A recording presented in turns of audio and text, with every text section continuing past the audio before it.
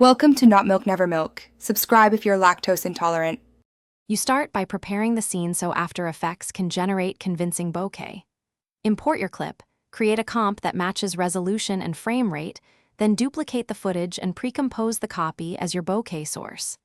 Next, isolate bright areas, either increase exposure or use a luma matte because bokeh forms from highlights.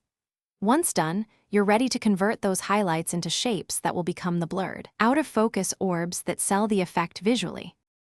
You now convert the isolated highlights into bokeh particles. First, heavily blur the pre-comp with fast box blur or Gaussian to create soft blobs. Increase radius until shapes look like out-of-focus lights.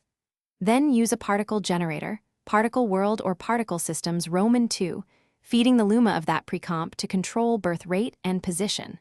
Once particles appear, tweak size and velocity, colorize with hue/saturation, and apply a subtle glow. These steps let you sculpt believable bokeh density and color. You finish by integrating bokeh into the original shot so it reads as part of the scene. Place the particle layer above the original, choose screen or add blend mode, then lower opacity to avoid blowing highlights. Use masks or track mattes to keep foreground subjects sharp.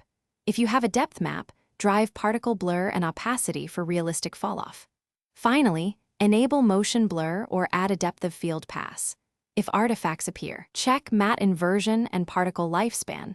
Adjusting those fixes common flicker and clipping issues. Thanks for watching. If this was helpful, leave a like and consider subscribing. See you next time.